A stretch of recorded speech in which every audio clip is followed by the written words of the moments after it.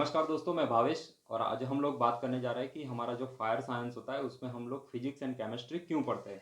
इस तरह से मैंने टाइटल में लिखा हुआ है कि आज हम लोग बात करने जा रहे हैं कि जो हमारा फायर साइंस है उसमें फिजिक्स एंड केमिस्ट्री जो है वो हमें क्यों पढ़ाया जाता है। जो लोग ऑलरेडी फायर डिपार्टमेंट में काम कर रहे हैं उनको तो इस चीज़ के बारे में पता है, लेकिन जो अभी स्टूडेंट है, जो अभी फायर साइंस का पढ़ाई कर रहे हैं या फायर डिपार्टमेंट का ट्रेनिंग ले रहे हैं या जिन्होंने सेफ्टी का कोर्स किया हुआ है और फायर के बारे में ज़्यादा डिटेल में नहीं जानते हैं, तो ये जो है ये कोर्स जो है यानी ये जो पूरा मैं अभी सीरीज़ चलाने वाला हूँ ये बहुत ही इम्पोर्टेंट रहेगा उन लोगों के लिए जो लोग अभी ये सब चीज़ें जो है पढ़ाई कर रहे हैं उनके लिए। आइए हम लोग शुरू करते हैं कि एक्चुअली जो फिजिक्स एंड केमिस्ट्री होता है उसका फायर से क्या लेना देना है और क्यों ज़रूरी होता है। सबसे पहले मान लीजिए कि जो हमारा फिजिक्स होता है वो क्या है, एक्चुअली फिजिक्स का डेफिनेशन क्या है। फिजिक्स यानी कोई भी जो मैटर होता है वो और उसका जो एनर्जी है उसका हम लोग स्टडी करते हैं। यानी कोई भी मैटर ले लीजिए, मान लीजिए कि जैसे कोई सॉलिड मटेरियल रखा हुआ है तो वो ऐसा क्यों है। जैसे हम लोग जब बचपन में पढ़ाई करते थे साइंस में आता था कि सर आइजैक न्यूटन जो वो बैठे हुए थे और एप्पल जो वो नीचे गिर गया तो वो नीचे क्यों गिरा, तो दैट वाज द फिजिक्स। उनके दिमाग में एक ख्याल आया कि भाई वो गिरा तो नीचे क्यों गिरा, राइट। तो ये हमारा फिजिक्स हो गया। फिजिक्स ये बहुत सारी ब्रांच है। इसके अंदर हमें थर्मोडाइनेमिक्स हो गया, सॉलिड मैकेनिक्स हो गया, इसमें हमें हीट के बारे में पढ़ाया जाएगा थर्मोडाइनेमिक्स की अगर मैं बात करूँ। फिर उसके अलावा अगर मैग्नेटिक फील्ड के बारे में पढ़ाया जाता है, इलेक्ट्रिसिटी के बारे में पढ़ाया जाता है, फिर इन दोनों का कॉम्बिनेशन करके इलेक्ट्रोमैग्नेटिक्स करके एक ब्रांच निकल जाती है। तो ये सब फिजिक्स का फिर और ज़्यादा डिटेल में जो है वो बाइफर्केशन किया हुआ है। तो ये हो गया हमारा फिजिक्स से रिलेटेड। फिर आता है कि केमिस्ट्री क्या है। केमिस्ट्री जो है वो हमारा जो एलिमेंट्स होता है, जो मैटर होता है, मैटर के पीछे एलिमेंट होते हैं, एलिमेंट से बना हुआ है। और एलिमेंट के अंदर भी एटम्स होंगे, मॉलिक्यूल्स होंगे, आयंस होंगे। तो उसका स्टडी किया जाता है कि अगर ये पर्टिकुलर एलिमेंट है तो ये किस तरह से बना हुआ है, इसके अंदर कौन से मॉलिक्यूल्स है, एटम क्या है, आयन क्या है, फिर एक दूसरे के साथ में वो क्या रिएक्शन करेंगे। यानी जितने भी एलिमेंट्स है हर एक एलिमेंट्स का स्टडी किया जाएगा। फिर अगर मुझे दो एलिमेंट्स अगर मैं मिक्स कर रहा हूँ, दो मैटर जो है वो अगर मिक्स कर रहा हूँ तो दोनों के बीच में क्या रिएक्शन होगा, उसको अगर मैं एनर्जी दे रहा हूँ तो क्या होगा, उसमें से क्या हीट रिलीज होगी या नहीं होगी। इस तरह का पूरा जो स्टडी किया जाता है that is part of chemistry. So अभी क्वेश्चन आता है कि हमारा फायर में इन दोनों से क्या लेना देना है। हमें फायर में फिजिक्स एंड केमिस्ट्री दोनों क्यों पढ़ाया जाता है, ये क्वेश्चन है। तो इसका आंसर ये हो सकता है कि जैसे मान लीजिए आप लोगों ने अगर फायर टेंडर देखा हो, देखा हो तो ठीक है, अदरवाइज नहीं देखा तो दूसरा एक एग्जांपल मैं ले रहा हूँ। जैसे जो हमारा लिक्विड का ट्रांसफ़र करने के लिए रोड पे हम लोगों ने टैंकर देखे होते हैं। अगर टैंकर के ऊपर आप चढ़ के देखेंगे उसके अंदर तो आपको कुछ लोहे की प्लेट्स जो है वो लगी हुई दिखने को मिलेगी। ये हो गया, ये एग्जांपल जो है ये फिजिक्स से रिलेटेड है। फायर टेंडर में भी ये चीज़ें होती है जहाँ पे हम लोग पानी या फोम का जो स्टोरेज टैंक बना के रखते हैं उसके अंदर ये चीज़ें होती है। तो ये हमें क्यों ज़रूरी होते हैं, ये चीज़ का अगर हमें स्टडी करना है तो ये हमारे लिए ज़रूरी है। दूसरा, जो फायर का हम लोग डेफिनेशन देखेंगे, डेफिनेशन के अंदर ही केमिकल वर्ड जो है वो आ जाता है। केमिस्ट्री जो है वो इनबिल्ट अंदर आ जाता है। तो ये हमें क्यों ज़रूरी होता है, ये हमें केमिस्ट्री में जब हम लोग पढ़ेंगे तो पता चलेगा। फायर का जो पूरा जो बिहेवियर होता है उसमें हमें फिजिक्स भी साथ में लेके चलना पड़ेगा, केमिस्ट्री भी साथ में लेके चलेगा। तो आइए फिर हम लोग शुरू करते हैं कि हमारा जो ये आगे का जो सेशन है वो हम लोग स्टार्ट करेंगे अभी फिजिक्स के बारे में, फिजिक्स से ओके दोस्तों, तो अभी हम लोग स्टार्ट करें कि हमारा फिजिक्स से रिलेटेड हम लोग डिस्कशन जो है वो हम लोग स्टार्ट करेंगे। सबसे पहले मान लीजिए कि जो हमारे आसपास में जितने भी हम लोग मैटर देख रहे हैं, जितने भी मटेरियल्स देख रहे हैं, वो सब हमें अलग अलग टाइप के देखने को मिलते हैं। कुछ चीज़ें होती है जो हमें सॉलिड फॉर्म में देखने को मिलती है, कुछ होती है जो कि लिक्विड फॉर्म में हो सकती है, कुछ जो है वो गैस फॉर्म में होती है। तो सबसे पहला जो आता है कि मैटर जो है वो तीन प्रकार के होते हैं। यानी ठोस पदार्थ हो गया, तरल हो गया, वायु हो गया, सॉलिड लिक्विड एंड गैस हो गया। हमारे आसपास में हम लोग जितनी भी आइटम देखेंगे वो ये तीन में से कोई भी एक फॉर्म में हम लोग देख सकते हैं, महसूस कर सकते हैं। कुछ चीज़ें होती है जो हम लोग देख नहीं सकते, तो ये चीज़ हो गया। फिर आता है कि जो कोई ऐसा मटेरियल होगा कि जो एक जो चीज़ है उससे भारी होगा, दूसरा जो चीज़ होगा उससे हल्का होगा। एक एग्जांपल ले लेते हैं हम लोग कि जैसे मान लीजिए कि आपके पास एक लकड़ी का टुकड़ा है जिसकी लेंथ जो है वो करीब 12 इंच है। 1 इंच हाइट वाला, 1 इंच चौड़ाई, यानी 12 इंच, 1 इंच, 1 इंच वाला एक डायमेंशन वाला एक लकड़ी का टुकड़ा है वो आपने लिया। सेम डायमेंशन वाला 12 इंच 1 इंच वाला आपने लोहे का टुकड़ा लिया। दोनों चीज़ आप हाथ में लेके खड़े हैं और पानी के अंदर इसको डालिए। अभी क्या होगा, जो लकड़ी का टुकड़ा है वो तैरता है और जो लोहे का टुकड़ा है वो डूब जाता है। तो सवाल ये उठता है कि ये इस तरह से क्यों हुआ, लकड़ी का जो टुकड़ा है वो क्यों तैरता है और लोहे का टुकड़ा क्यों डूब गया। तो इसका जो आंसर होता है, यहीं से हमारा ये जो सेशन है वो स्टार्ट होता है। ये डिपेंड करता है कि डेंसिटी के ऊपर। अभी सवाल ये उठता है कि डेंसिटी क्या होता है। डेंसिटी का अगर डेफिनेशन के तौर पे नहीं जा रहा हूँ मैं, डायरेक्ट फॉर्मूला के तौर पे बताऊँ तो हर एक चीज़ का जितना भी सब्सटेंस आप देख रहे हो, जितने भी मटेरियल्स आप आपके आसपास में देख रहे हो, हर एक का कुछ मास होता है, उसका खुद का एक द्रव्यमान होता है। बराबर, जितना भी मटेरियल है, मैटर है, वो हर एक का कुछ ना कुछ मास रहेगा। वेट अलग हो गया, मास अलग चीज़ हो गया। वेट जो है उसको हम लोग, जो ग्रेविटेशन फोर्स जो अप्लाई होता है उसको मल्टीप्लाई करते हैं, तो जो हमें किलो में जो फिगर मिलता है, जो डिजिट में हम लोग देखते हैं, दैट इज़ वेट। लेकिन जो हम लोग मास होता है वो उसके अंदर का जितना भी मटेरियल है उसका जो बोलेंगे वो हमारा मास हो गया। एक प्रॉपर्टी है, इनहेरेंट प्रॉपर्टी है ये चीज़। तो मास का जो है उसको हम लोग वॉल्यूम से अगर हम लोग डिवाइड करेंगे, यानी पर्टिकुलर जितना भी उसका वॉल्यूम है, तो हमें जो चीज़ देखने को मिलेगी, जो हमें फिगर मिलेगा, वो हमारे लिए डेंसिटी होता है। अभी इसको अगर एग्जांपल के तौर पे अगर मैं मान लूँ, तो मान लीजिए कि जैसे एक टैंक रखा हुआ है आपके सामने, जिसके अंदर, इसका पहले डायमेंशन देख लेते हैं कि 1 मीटर लंबा, 1 मीटर चौड़ा और 1 मीटर हाइट वाला 3 डायमेंशनल वाला एक टैंक है आपके पास लोहे का। उसके अंदर आपको पानी भरना है। तो 1 मीटर क्यूब जो है वो पानी का वॉल्यूम हो गया।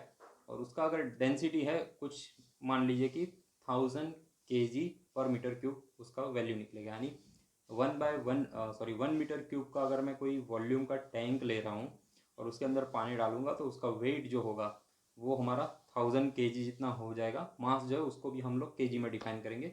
सो mass divided by volume, that is the density. अभी उस पानी को आप खाली कर दीजिए, उसके अंदर दूसरा कोई मटेरियल डाल के देखिए सेम वॉल्यूम के अंदर। मान लीजिए कि पेट्रोल डाला या दूसरा कोई मर्क्यूरी मान लेते, मर्क्यूरी। अगर उसी 1 मीटर क्यूब का जो टैंक है उसके अंदर मैं मर्क्यूरी डालूंगा, तो उसके अंदर कितना वेट हो सकता है, आप क्या गैस करेंगे? 13,600 किलोग्राम, यानी उसका 13 टन जितना माल जो है उसके अंदर आ जाएगा, सेम 1 मीटर क्यूब। तो उसकी डेंसिटी इतनी ज़्यादा है। तो ये हमारे लिए ज़रूरी होता है डेंसिटी फायर में। जब हम लोग फायर फाइटिंग के लिए जाते हैं, आपको भी पता है कि जैसे पेट्रोल डीजल हो गया, वो पानी से हल्के होते हैं, तो हम लोग उसके ऊपर पानी नहीं डालते। अगर पानी डालते हैं तो हमें पता है कि क्या है, कि पानी की डेंसिटी जो है वो लिक्विड से भारी है, तो पानी जो है वो नीचे बैठ जाएगा। प्लस दोनों के बीच में कोई ऐसा रिएक्शन होता नहीं है ताकि वो लिक्विड जो है वो पानी में घुल जाए, तो उसके ऊपर ही तैरता रहता है। और क्या होगा, फिर वो ओवरफ्लो के बाहर आ जाएगा और जो आग लगी हुई हो वो और ज़्यादा फैल जाती है। तो इसलिए हमें डेंसिटी के बारे में जानना बहुत ही ज़रूरी होता है। डेंसिटी जो है वो हमारे लिए सॉलिड के लिए हो सकती है और लिक्विड के लिए हो सकती है। लिक्विड के अलावा जो गैस होता है, गैस में हम लोग डेंसिटी किस तरह से डिफाइन करेंगे? तो सेम चीज़ हम लोग कर सकते हैं कि हवा जो है, एटमॉस्फेरिक एयर जो है, उसकी जो डेंसिटी है वो करीब 1 है, उसकी वैल्यू जो है वो हमारी 1 होगी। लेकिन इन लोगों ने क्या किया कि जो गैस है उसके लिए फिर अलग से एक वर्ड जो है वो डिफाइन कर लिया, जिसको हम लोग बोलते हैं वेपर डेंसिटी।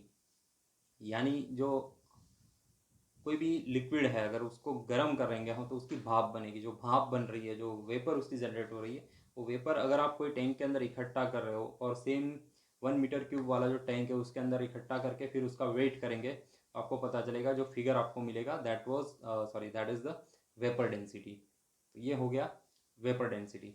फिर आता है कि एक और चीज़, स्पेसिफिक ग्रेविटी या तो फिर रिलेटिव डेंसिटी क्या होता है। अब ये जैसे आपको हवा जो है उसकी डेंसिटी 1 है वो पता चल गया, पानी की डेंसिटी 1000 kg/मीटर क्यूब है ये हमें पता चल गया। इसके अलावा बाकी जितने भी मटेरियल है उसका भी अगर मुझे डेंसिटी निकालना है तो मुझे कुछ रेफरेंस लेना पड़ेगा। मैं ऐसे ही नहीं मान लूँगा कि इसका ये रहेगा, इसका ये रहेगा, तो लिस्ट काफ़ी लंबा हो जाएगा, मुझे याद रखने में भी डिफ़िकल्टी होगी।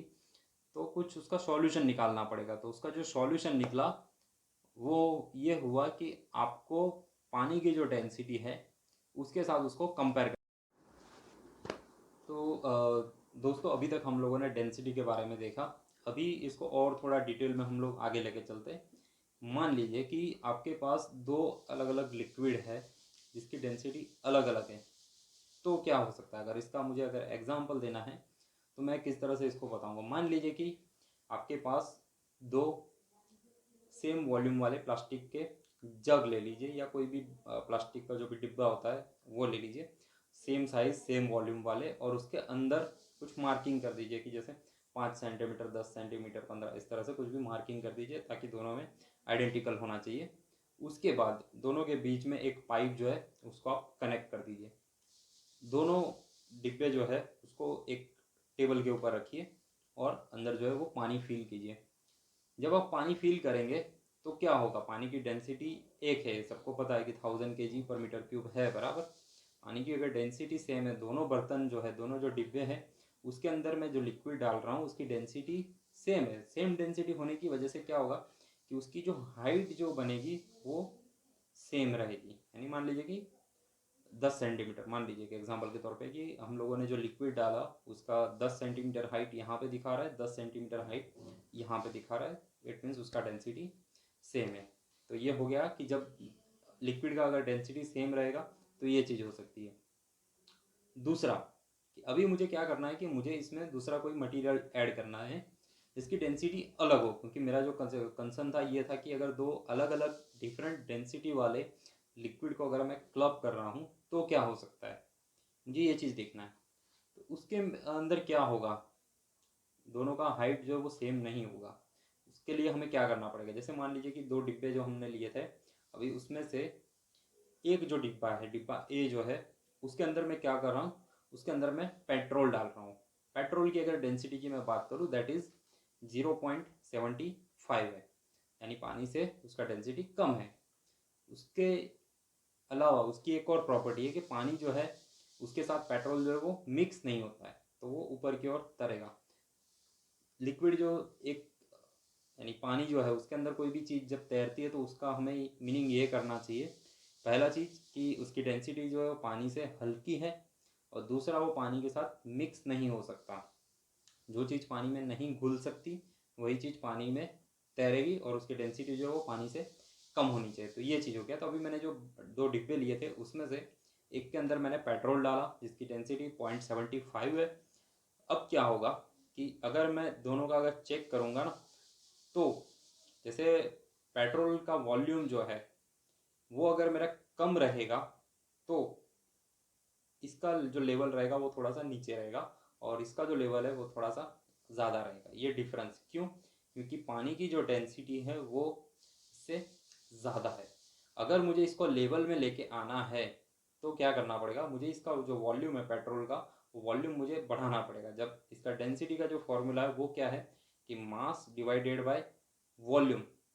अगर मुझे इन दोनों का हेड जो है, जो हाइट जो हो रही है, अगर मुझे सेम करना है, सेम करने के लिए मुझे ये जो पेट्रोल जो है उसका मास बढ़ाना पड़ेगा। वॉल्यूम तो मैं वॉल्यूम यानी इन द सेंस जितना मैं लिक्विड डालूंगा उतना ही वॉल्यूम तो वो कवर करेगा, लेकिन मुझे इसका जब मास मैं बढ़ाऊंगा तो इस हिसाब से जो मेरा मास और वॉल्यूम दोनों बढ़ेगा, और तब जाके ये दोनों के जो हेड बन रहे वो हेड का जो लेवल है वो सेम होगा। तो ये हो गया कि दो अलग अलग डेंसिटी वाले लिक्विड जब हम लोग साथ में लेके आते हैं तो हमें क्या देखने को मिलता है।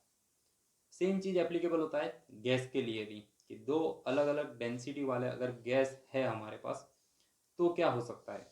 ये भी एग्जांपल आप लोगों ने देखा होगा। मान लीजिए कि आपने कोई हाईराइज बिल्डिंग के अंदर आप काम कर रहे हो, अगर आप वहाँ पे नोटिस करेंगे तो जैसे जैसे हम लोग सीढ़ी चढ़ के ऊपर जाते हैं, राइट, तो ऊपर जो एटमॉस्फेरिक एयर जो हमें देखने को मिलती है वो थोड़ी हल्की होती है। जब हम लोग नीचे चले जाते हैं, ग्राउंड फ्लोर के पास जब हम लोग जाते हैं तो हवा जो होती है वो थोड़ी ठंडी महसूस होती है। ये क्यों होता है, तो इसको हम लोग चिमनी की इफेक्ट बोलते हैं, कि जो हवा जो गर्म हो जाती है, गर्म होने की वजह से क्या होता है कि उसके मॉलिक्यूल्स जो है वो एक दूसरे से अलग हो जाते हैं, उसका डिस्टेंस जो है वो बढ़ जाता है, उसका वेट जो होता है यानी उसका जो मास होता है वो भी, वॉल्यूम अगर कम हो गया तो वॉल्यूम कम हो गया इन द सेंस वॉल्यूम जो है एक दूसरे से अलग अलग हो जाते हैं, उसकी वजह से क्या हो रहा है कि उसके बीच में जो डिस्टेंस है वो बढ़ गया, लाइट हो गया और वो ऊपर की ओर उठने लगता है। इसके बाद क्या होगा कि वहाँ पे स्पेस क्रिएट हुआ, वैक्यूम क्रिएट हुआ।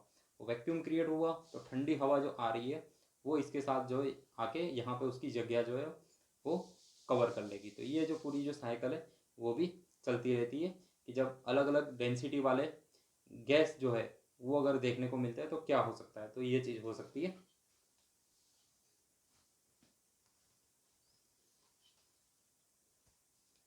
अभी मान लीजिए कि जैसे आप आपके पास कोई कॉल आया, आप लोग गए वहाँ पे फायर फाइटिंग करने के लिए, तो वहाँ पे ऊपर की ओर जो है खिड़की या बंद था, मान लीजिए आपने कहा खिड़की जो उसको तोड़ दिया, नीचे जो दरवाज़ा था या दूसरे जो भी खिड़की विड़की थे वो खोल दिए, तो उस केस में क्या होगा, ऊपर से गर्म धुआं जो है वो निकल जाएगा, राइट, क्योंकि लाइटर डेंसिटी है उसकी तो वो बाहर आ जाएगा और नीचे से उसको फ्रेश एयर या फ्रेश ऑक्सीजन जो है वो मिल रहा है। तो इस तरह से दोनों अपोजिट डायरेक्शन में इसका जो चिमनी इफेक्ट है वो चलता रहेगा।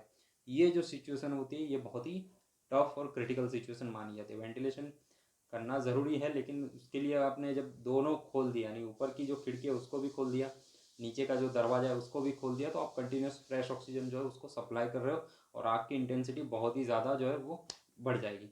तो ये चीज़ आपको जो हमारी अलग अलग डेंसिटी के जो लिक्विड और गैस से रिलेटेड है ये चीज़ उसके लिए है। तो दोस्तों अभी हमारा जो नेक्स्ट टॉपिक रहेगा वो हम लोग बात करने जा रहे हैं मैटर एंड एनर्जी के ऊपर। जैसे कि आप लोग जाते हैं जितने भी हमारे आसपास में हम लोग मैटर देख रहे हैं, either it may be in a solid form or it may be in a liquid form or it may be in a gas form, तीन में से कोई भी एक फॉर्म में हो सकता है। पानी जो हम लोग देखते हैं वो एट अ टाइम हम लोग तीनों फॉर्म में देख सकते हैं। इट मे बी सॉलिड यानी आइस बर्फ़ जिसको बोलते हैं वो हो सकता है, पानी जो हम लोग पीते हैं वो फॉर्म में हो सकता है, और उसकी जो स्टीम निकलती है, वेपर जो निकलती है जब हम लोग पानी गर्म करते हैं तो वो फॉर्म में भी हम लोग देख सकते हैं। तो that is a very good example कि वो हम लोग तीनों फॉर्म में एट अ टाइम हम लोग देख सकते हैं। ये एक हो गया। दूसरा कि हमारे जो फायर फाइटिंग का जो फील्ड है उसके साथ इसका क्या लेना देना है। एक ऐसे ही दोस्तों के बीच में डिस्कशन हो रहा था, तो क्वेश्चन आया कि सॉलिड लिक्विड एंड गैस जो है वो क्या हो सकता है। तो उन लोगों ने बोल दिया कि भाई हमें इनसे कोई लेना देना नहीं है, यानी हमें साइंटिस्ट नहीं बनना है, तो हमें सॉलिड लिक्विड या गैस जानने की ज़रूरत नहीं है। ये बिल्कुल गलत है। फायर डिपार्टमेंट में काम कर रहे हैं, फायर सर्विस में है, तो आपका जो फायर साइंस है ये यहीं से सब स्टार्ट होता है। पूरी जो फायर की जो थियरी होती है ये इसका बेसिक है। अगर ये आपका क्लियर नहीं है, अगर ये कंसेप्ट जो है वो आपका डाउटफुल है, तो आगे जाके आपको डिफ़िकल्टी जो है वो आ सकती है। तो ये जानना बहुत ही ज़रूरी होता है। सॉलिड में क्या होगा, सॉलिड यानी ऐसा मटेरियल जिसको हम लोग टच कर सके, उसको हम लोग पकड़ सके, बराबर, वो एकदम ठोस पदार्थ होगा, सॉलिड फॉर्म में होगा। वो उसकी प्रॉपर्टी है जो हम लोग देख रहे हैं, वो उसके पीछे का लॉजिक क्या है, उसमें ये होता है कि जैसे कि हर एक मैटर जो जितना भी होता है या एलिमेंट जो होता है हर एक के अंदर मोलिक्यूल्स होते हैं, एटम्स होते हैं। ये जो एटम्स होते हैं वो एक दूसरे के पास में एकदम सटा के इस तरह से रखे हुए होते हैं, यानी एक दूसरे के पास में एकदम कनेक्ट रहते हैं, एकदम चिपक के रहते हैं। तो ये जो चीज़ होती है ये सॉलिड फॉर्म में उसको बनाती है। जब उसको हम लोग एनर्जी देते रहे, एनी काइंड ऑफ एनर्जी, मान लीजिए कि हम लोग उसको गर्म कर रहे हैं तो हम लोगों ने उसको एनर्जी जो है वो फीड किया। जब हम लोग उसको एनर्जी देते हैं तो एनर्जी जब उसको मिल जाती है, उसको जैसे थोड़ा सा खाना मिल गया, जैसे ये बच्चे होते हैं हमारे घर में, तो जैसे ही थोड़ा सा खाना वाना अच्छी तरह से हो गया तो फिर वो एकदम मस्ती करने लगते हैं, मूड में आ जाते हैं। तो सेम चीज़ होता है मॉलिक्यूल्स के साथ, एटम्स के साथ, कि जब उनको थोड़ा सा एनर्जी मिल जाती है तो वो वाइब्रेट करना शुरू कर देते हैं। जब वैसे वाइब्रेट हो रहा है ये चीज़, तो एक नॉर्मल कंडीशन जो होगा यानी सॉलिड फॉर्म में है, even though they are doing some kind of vibration, लेकिन वो इतना नहीं होता है कि उसका शेप जो है वो चेंज हो जाए। जब हम लोग और ज़्यादा गर्मी दे रहे हैं उसको, और ज़्यादा हीट दे रहे हैं, तो उसका जो वाइब्रेशन हो रहा है वो इतना ज़्यादा होने लगता है कि उसका जो आसपास का जो एरिया है वो एरिया वो ज़्यादा कवर करने लगता है। इस तरह से इसका जो वाइब्रेशन है वो धीरे धीरे बढ़ता जा रहा है। बढ़ने की वजह से उसके आसपास का जो एरिया है वो ज़्यादा कवर होने लगता है और उसको ज़्यादा स्पेस मिलने लगती है, और इस तरह से वो एक दूसरे से जितने भी एटम्स है वो एक दूसरे से दूर होने लगते हैं, धीरे धीरे धीरे धीरे धीरे धीरे। ये इतना ज़्यादा दूर होने लगते हैं कि एक दूसरे के ऊपर जो उनका बॉन्डिंग जो था, एक दूसरे को पकड़ रखने की जो ताकत थी वो छूट जाती है, छूटने की वजह से वो फ्री हो जाती है, और फ्री होने के बाद वो फ्लो होने लगते हैं, जिसको हम लोग बोलते हैं लिक्विड। लिक्विड में क्या होता है कि उसको, जैसे पानी होता है, पानी को हम लोग कोई भी बर्तन के अंदर डालते हैं, ये हमें सबको पता है कि उसका शेप जो है वो ग्रहण कर लेती है, बराबर। उसको हम लोग उंगली डालेंगे तो पेनिट्रेट हो जाएगी, इस तरह से होता है इसका प्रॉपर्टी। तो ये क्यों होता है? क्योंकि इसके जो मोलिक्यूल्स होते हैं वो एक दूसरे के इतने दूर हो जाते हैं कि वो कोई भी शेप में अगर डालो तो वो कन्वर्ट हो जाता है। So this is form of liquid. और थोड़ा ज़्यादा अगर हम लोग हीट कर रहे हैं, जैसे पानी है, पानी हमने लिक्विड फॉर्म में लिया, अभी उसको हम लोग गर्म कर रहे हैं, जब गर्म करने लगते हैं तो सेम चीज़ वही रिपीट हो रही है, उसको और ज़्यादा एनर्जी मिल रही है, उसको हीट मिल रही है। हीट मिलने की वजह से क्या हो रहा है कि उसका जो एनर्जी का लेवल है वो धीरे धीरे बढ़ता जाता है, जितने भी एटम्स है, मोलिक्यूल्स है उसके अंदर, वो धीरे धीरे एनर्जी पाके उसका भी जो वाइब्रेशन वाला है वो होने लगता है। सो उसके सरफेस जो होती है, वो सरफेस पे आके वो सारे एटम्स जो है वो इकट्ठे होने लगते हैं, वहाँ पे जितने भी मोलिक्यूल्स है वो सब इकट्ठे होने लगते हैं वहाँ पे। और कंटिन्यूस जब उनको एनर्जी मिलती रहती है, वो एनर्जी इतनी ज़्यादा हो जाती है उनके लिए कि वो जो पानी की सतह है उसको छोड़ के वो ऊपर की ओर उठ जाते हैं। तो ये चीज़ जो होती है ये हमारा गैस फॉर्म में कन्वर्ट होना होता है। यानी गैस में ये होगा कि लिक्विड से भी ज़्यादा दोनों जो मॉलिक्यूल्स रहेंगे या दो एटम्स जो रहेंगे उनके बीच में इतना ज़्यादा डिस्टेंस हो जाता है। तो ये हो गया सॉलिड, लिक्विड एंड गैस, तीनों जो है वो मैटर का एनर्जी के बारे में हम लोगों ने देखा। दूसरा एक एग्जांपल मान लीजिए कि जैसे आप लोगों ने हाइड्रो इलेक्ट्रिक पावर प्लांट देखा होगा, यानी उसका जो कंसेप्ट है उसके बारे में बताने के लिए ट्राई कर रहा हूँ कि एक्चुअली क्या होता है। डैम जो होता है, डैम के अंदर ही हम लोग पावर प्लांट बना के रखते हैं। उसमें क्या होता है कि पानी का जो लेवल रहेगा, मान लीजिए कि पानी का लेवल हम लोगों ने यहाँ पे लिया हुआ है, डैम का स्टोर करके रखा हुआ है, यहाँ पे डैम की दीवार है, तो इसका जो पावर प्लांट का जो जनरेशन होगा वो यहाँ पे नीचे इन लोगों ने सेट किया होगा कि पानी जब यहाँ से दरवाजे खोलेंगे तो पानी एकदम स्पीड के साथ यहाँ पे आएगा। तो जब पानी का लेवल यहाँ तक था, बराबर, तो ये दोनों के बीच में एक डिफरेंस हो रहा है, यानी यहाँ पे पावर प्लांट का जो जीरो लाइन है या उसका जो सेंटर लाइन है और ये पानी की जो सतह है, वो ये दोनों के बीच में जो डिफरेंस हो रहा है, ये पोटेंशियल डिफरेंस की वजह से उसके पास, पानी के पास कुछ एनर्जी है। क्यों? क्योंकि वो हाइट पे है, हाइट पे होने की वजह से उसके पास कुछ एनर्जी ऑलरेडी आ गई। जब उसको स्लोप मिल रहा है तो वो एकदम हाई वेलोसिटी के साथ वो स्ट्राइक करेगी, और यहाँ पे जब वो स्ट्राइक करेगी, यहाँ पे टरबाइन होता है, वो गोल इस तरह से घूमने लगता है कि और पूरा जो इलेक्ट्रिसिटी का जनरेशन होता है। तो ये जो चीज़ हो गया, ये हमारा एक काइनेटिक एनर्जी का एग्जाम्पल हो गया कि जितना ज़्यादा वेलोसिटी के साथ अगर कोई भी ऑब्जेक्ट है अगर वो मूव कर रहा है तो ये हो गया हमारा काइनेटिक एनर्जी। ओके, तो अभी हम लोग जो बात कर रहे हैं वो हमारी मैटर एंड एनर्जी से रिलेटेड हम लोग बात कर रहे हैं। इसमें और थोड़ा अगर हम लोग एक स्टेप आगे जाएंगे तो उसमें तीन इफेक्ट जो है उसके बारे में बताऊंगा, तीन नहीं उससे ज़्यादा भी हो सकती है। तो सबसे पहली जो इफेक्ट होती है कि अगर मेरे पास सॉलिड कोई मटेरियल रखा हुआ है, जब मैं उसको हीट दे रहा हूँ या उसका जो टेम्परेचर है वो जब बढ़ रहा है, सो वो कोई दूसरे फॉर्म में ट्रांसफ़र हो जाता है, तो उसको हम लोग क्या बोलेंगे? उसको हम लोग मेल्टिंग पॉइंट बोलेंगे। यानी कोई भी सॉलिड मटेरियल है, जब वो एक ऐसा टेम्परेचर आ जाता है, एक इतनी उसके पास हीट आ जाती है कि जब वो लिक्विड फॉर्म में कन्वर्ट होना शुरू कर देता है, तो ये हो गया हमारा मेल्टिंग पॉइंट।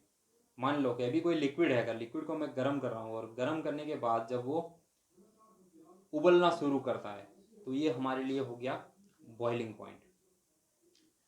बॉइलिंग पॉइंट को और थोड़ा अगर हम लोग आगे लेके जाते हैं, यानी और ज़्यादा हीट दे रहे हैं, तो उसमें से वेपर बनना शुरू होता है। जब वेपर बनना शुरू होता है तो ये हो गया हमारे लिए इवोपरेशन। यानी उससे अगर उल्टा अगर देखें तो जैसे कंडेंस हो गया, यानी वेपर जो है उसमें से लिक्विड बनाना, तो ये हो गया हमारा कंडेंसिंग।